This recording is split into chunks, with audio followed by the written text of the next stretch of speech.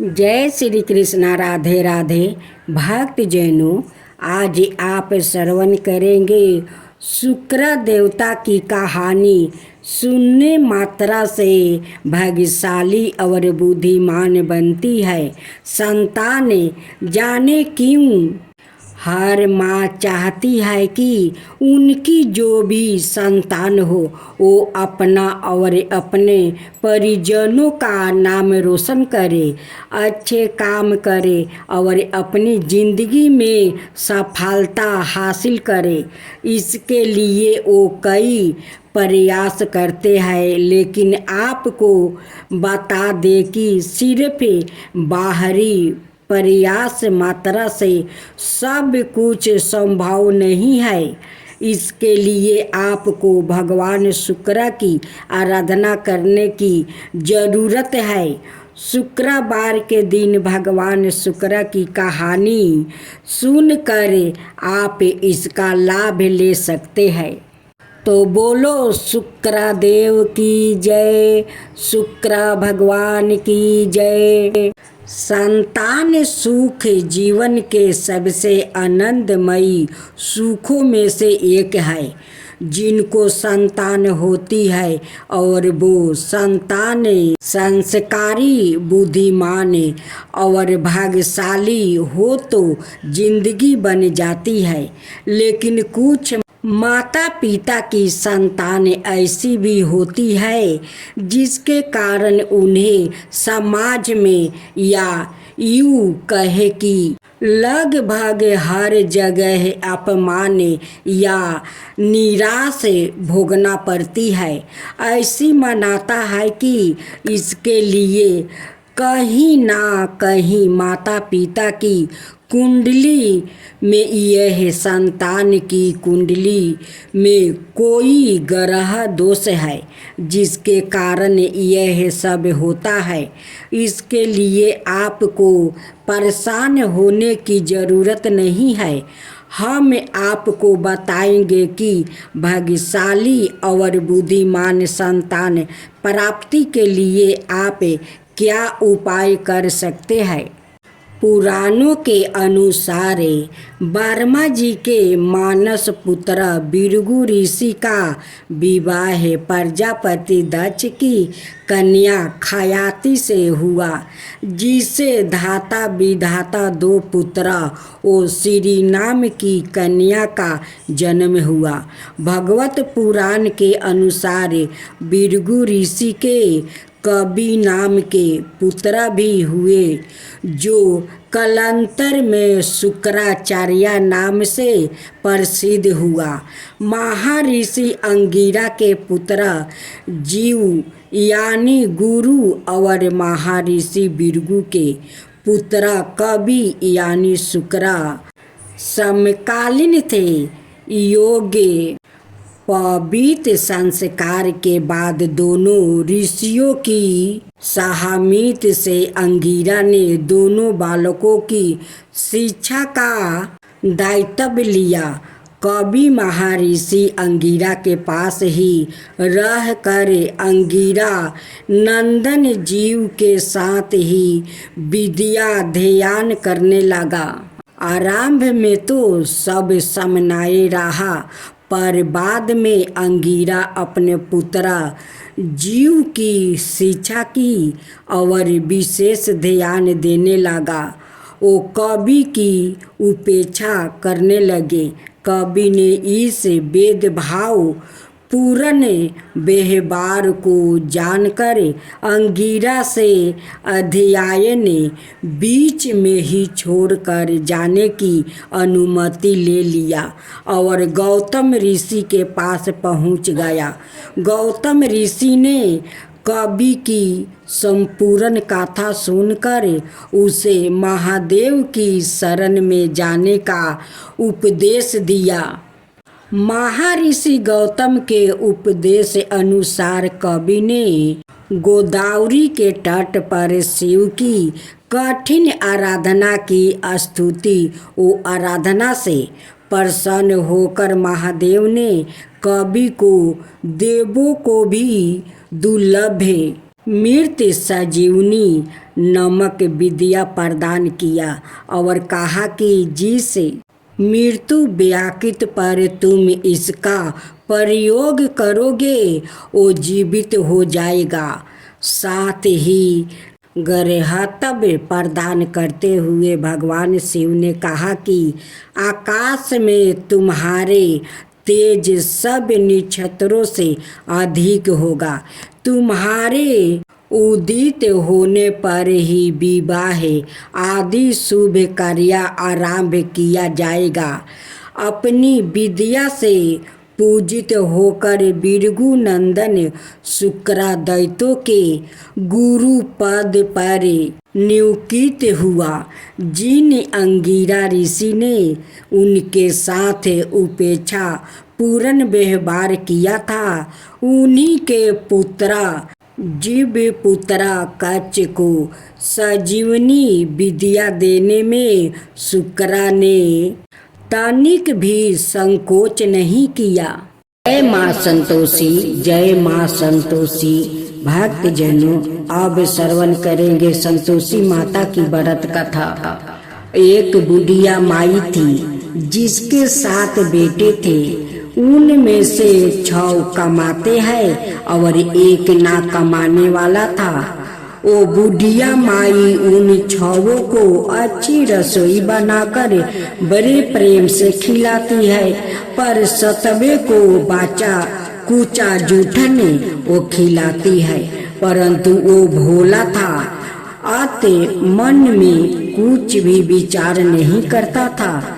एक दिन वो अपनी पत्नी से बोला, देखो मेरी माता को मुझसे कितना प्रेम करती है। उसने कहा, हाँ, वो जे तुम्हें सभी की जूठन खिलाती है, फिर भी तुम ऐसा कहते हो।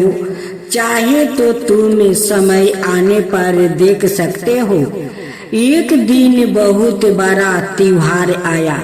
बुढ़िया माई ने 7 प्रकार के भोजन और चूरमे के लड्डू बनाई। 7वां लड़का यह बात जांचने के लिए सिर दुखाने का बहाना करके पतला कपड़ा ओढ़ कर रसोई घर में जाकर वो सो गया और देखने लगा। माँ ने उनको बहुत अच्छे आसनों पर बैठाया और 7 प्रकार के भोजन और लड्डू परोसे वो उन्हें बड़े प्रेम से खिला रही थी। जब वो 6 उठ गया तो माँ ने उनकी थालियों से जूठन इकट्ठी की और उनमें एक लड्डू बनाई। फिर वो 7वें लड़के बोली, अरे रोटी खा ले। वो बोला, माँ मैं भोजन नहीं करूँगा, मैं तो परदेश जा रहा हूँ। माँ ने कहा, कल जाता है तो आज ही चला जा। वो घर से निकल गया। चलते समय उसे अपनी पत्नी की याद आई, जो गौशाले में कंधे थाप रही थी। वो बोला, हम परदेश को जा रहे हैं, आगे कुछ काल तुम रहियो संतोष से, धर्म में अपना पालन करियो, रहियो धीर से। इस पर उसकी पत्नी बोली, जाओ पिया आनंद से, हमारी सोच हटाइए, राम भरोसे हम रहे, ईश्वर तुम्हें सहाय। देहु निशानी अपनी देख धरू मैं धीरे, सुधी हमारी ना बिसारियो, राखियो मन गंभीर। इस पर वो लड़का बोला, मेरे पास कुछ नहीं है, ये औंठी है सो ले, और मुझे भी अपनी कोई निशानी दे दे। वो बोली, मेरे पास क्या है, ये गोबर भरे हाथ है। ये कहकर उसने उसकी पीठ पर गोबर भरे हाथ की वो थापा मार दी। वो लड़का चल दिया। चलते समय वो दूर देश में पहुंच गया। वो एक व्यापारी की दुकान पर जाकर बोला, भाई मुझे नौकरी पर रख लो। व्यापारी को नौकर की जरूरत थी। आते बोला, तनख्वाह काम देख कर देंगे, तुम रह जाओ। वो सवेरे 7 बजे से रात की 12 बजे तक नौकरी करने लगा। थोड़े ही दिनों में सारा लेन देन और हिसाब किताब करने लगा। सेठ के 7-8 नौकर चाकर खाने लगे। सेठ ने उसे 2-3 महीने में आधे मुनाफे का हिस्सेदार बना दिया। 12 बरस में वो नामी सेठ बन गया और उसका मालिक उसके भरोसे काम छोड़कर कहीं बाहर चला गया। उधर उसकी औरत को सास और जेठानियां बड़ा कष्ट देने लगी। वो उसे लकड़ी लेने जंगल में भेजती, भूसी की रोटी देती, फूटे नारियल में पानी देती। वो बड़े कष्ट से जीवन वो बिता रही थी। एक दिन जब वो लकड़ी लेने जा रही थी तो रास्ते में उसने कई औरतों को व्रत करते देखा। वो पूछने लगी, बहनों यह किसका व्रत है, कैसे करते हैं और इससे क्या फल मिलता है? तो एक स्त्री बोली, ये संतोषी माता का व्रत है, इसके करने से मनोवांछित फल मिलता है। इससे गरीबी, मन की चिंताएं, राज के मुकदमे, कलह, रोग नष्ट होते हैं और संतान, सुख, धन, प्रसन्नता, शांति, मन पसंद वर मिले। बाहर गए हुए पति के दर्शन होते हैं। उसने उस व्रत करने की विधि बता दिया।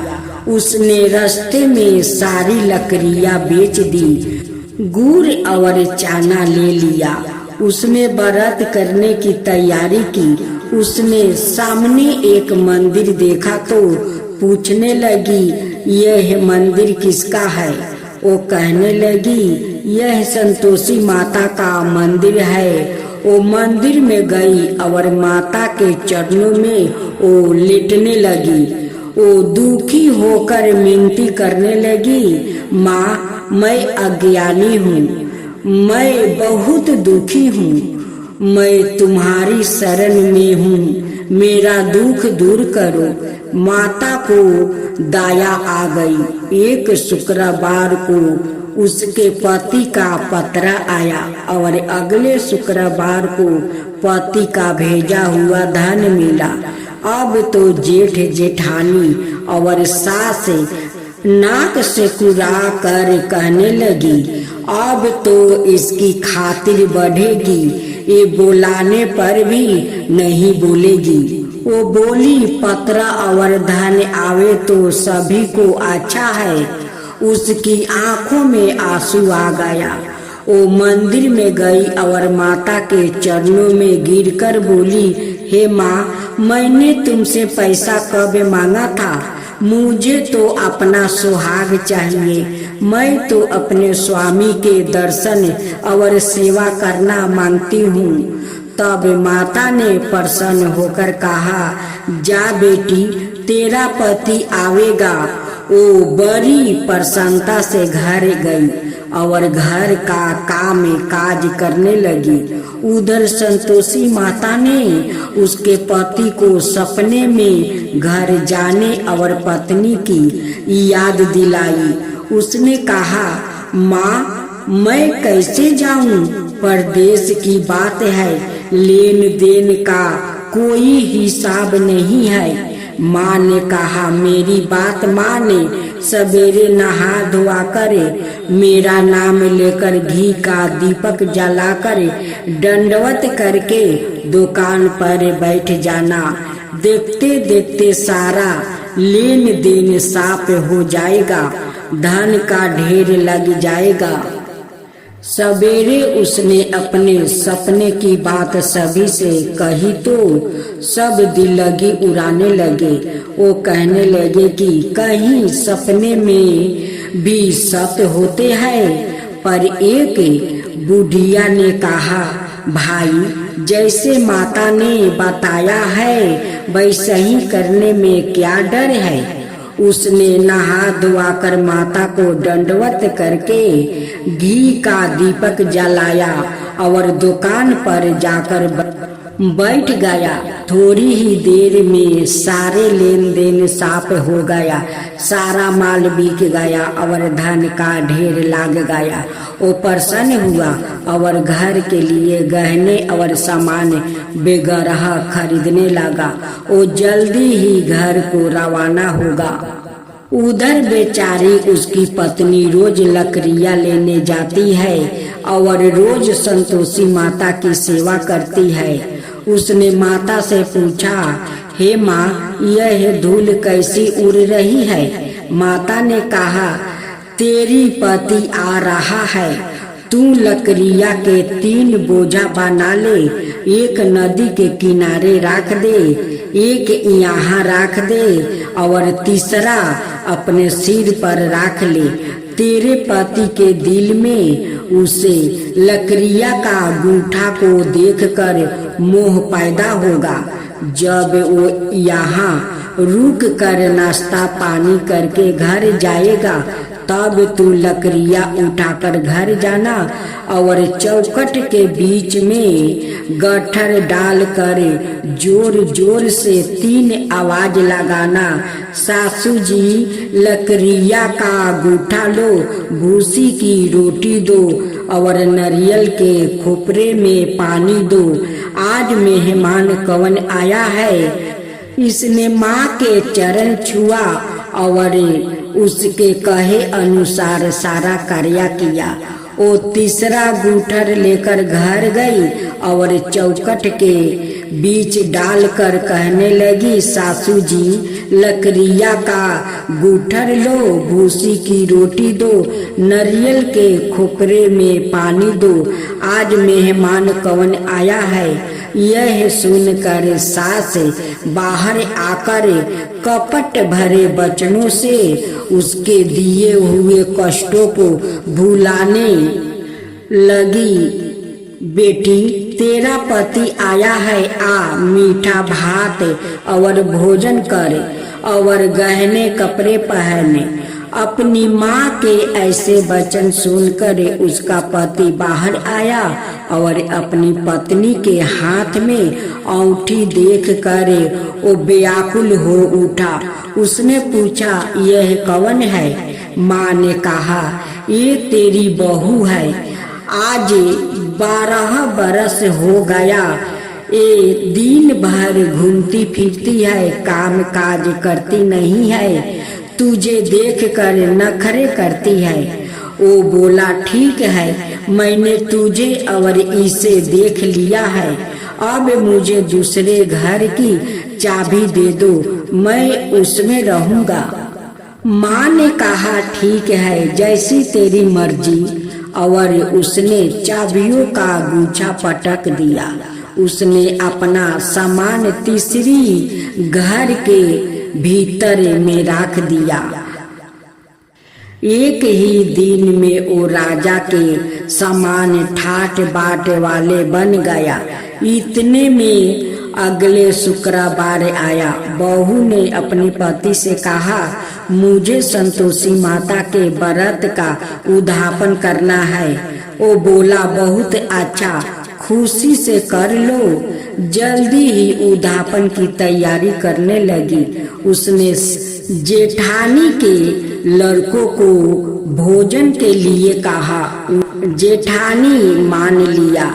पीछे से जेठानियों ने अपने बच्चों को सिखा दिया, तुम खटाई मांगना जिससे उसका उद्यापन पूरा ना हो। लड़कों ने भोजन कर खटाई मांगी।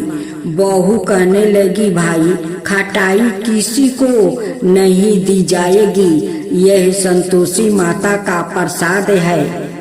बच्चों लोग खड़े हो गया और बोला पैसा लाओ, लेकिन वो भोली कुछ ना समझ सकी उनका क्या भेद है। उसने पैसे दे दिया और वो इमली की खटाई मांगकर खाने लगा।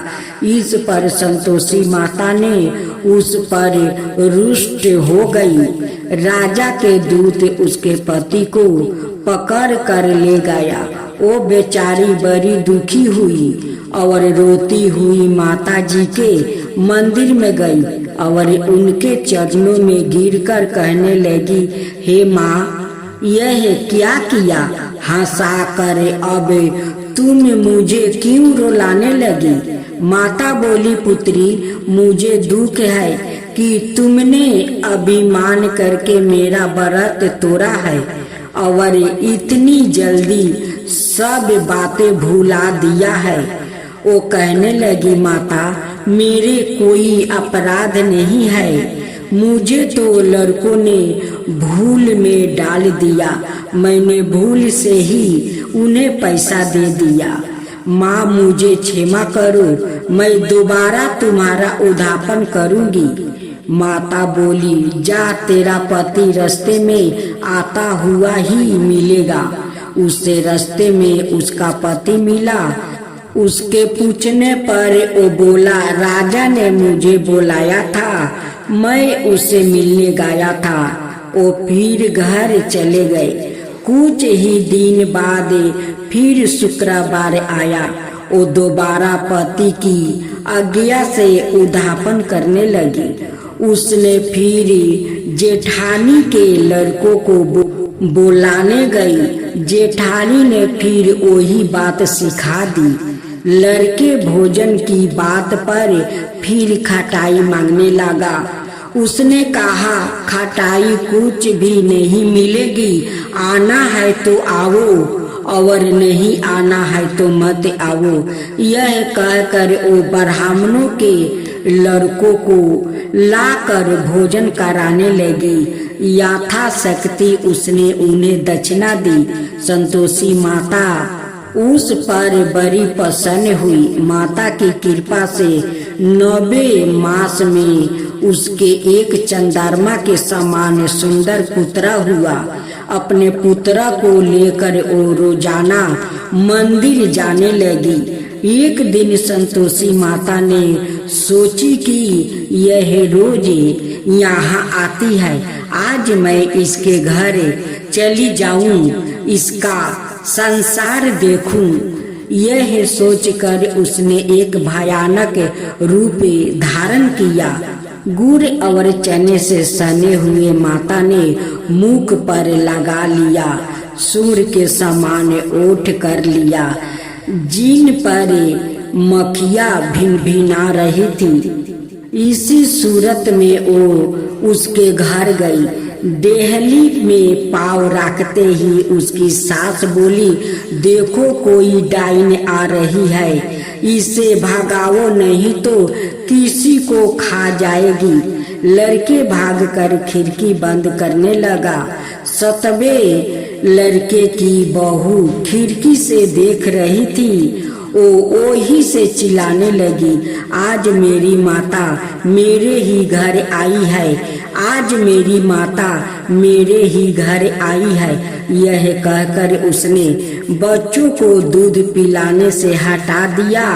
इतने में सास बोली, पगली, किसे देख कर उतावली हुई है, बच्चे को पटक दिया है। इतने में संतोषी माता के प्रताप से वहाँ लड़के ही लड़के नजर आने लगा। बहू बोली, सासू जी, मैं जिसका व्रत करती हूँ यह वो ही संतोषी माता है। यह कहकर उसने सारी खिड़कियाँ खोल दिया। सबने संतोषी माता के चरणों पकड़ लिया और मिनती करने लगा, हे माता, हम मूर्ख है, अज्ञानी है, पापनी है, तुम्हारे व्रत की विधि हम नहीं जानती। तुम्हारा व्रत भंग कर हमने बहुत बड़ा अपराध किया है। हे जगत माता, आप हमारा अपराध क्षमा करो। इस पर माता ने उन पर प्रसन्न हुई। बहू को जैसा फल दिया वैसा ही माता सबको दे। मैं तो आरती उतारू रे संतोषी माता की, मैं तो आरती उतारू रे संतोषी माता की। जय जय संतोषी माता, जय जय माँ। जय जय संतोषी माता, जय जय माँ। बड़ी ममता है, बड़ा प्यारी माँ की आँखों में। बड़ी ममता है, बड़ा प्यारी माँ की आँखों में। बड़ी करुणा माया दुलारी माँ की आँखों में। बड़ी करुणा माया दुलारी माँ की आँखों में। क्यों ना देखूं मैं बारंबारी माँ की आँखों में। क्यों ना देखूं मैं बारंबारी माँ की आँखों में। दिखे हर घड़ी, दिखे हर घड़ी नया चमत्कारी माँ की आँखों में। देखे हर घड़ी नया चमत्कारी माँ की आँखों में। नित्र करो झूम झूम, झूम झुमा झूम झूम बाकी निहारू रे, बाकी निहारू रे। मैं तो आरती, मैं तो आरती उतारू रे संतोषी माता की। मैं तो आरती उतारू रे संतोषी माता की। जय जय संतोषी माता, जय जय माँ। जय जय संतोषी माता, जय जय माँ। सदा करके पुकारी माँ की मंदिर में, सदा करके पुकारी माँ की मंदिर में। माँ की मंदिर में बड़े दान के भरे है भंडारी माँ की मंदिर में। बड़े दान के भरे है भंडारी माँ की मंदिर में। धूप करो, दीप करो, प्रेम सहित भक्ति करो, जीवन सुधारो रे। धूप करो, दीप करो, प्रेम सहित भक्ति करो, जीवन सुधारो रे। प्यारा प्यारा जीवन सुधारो रे। मैं तो आरती, मैं तो आरती उतारू रे संतोषी माता की। मैं तो आरती उतारू रे संतोषी माता की। जय जय संतोषी माता, जय जय माँ। जय जय संतोषी माता, जय जय माँ।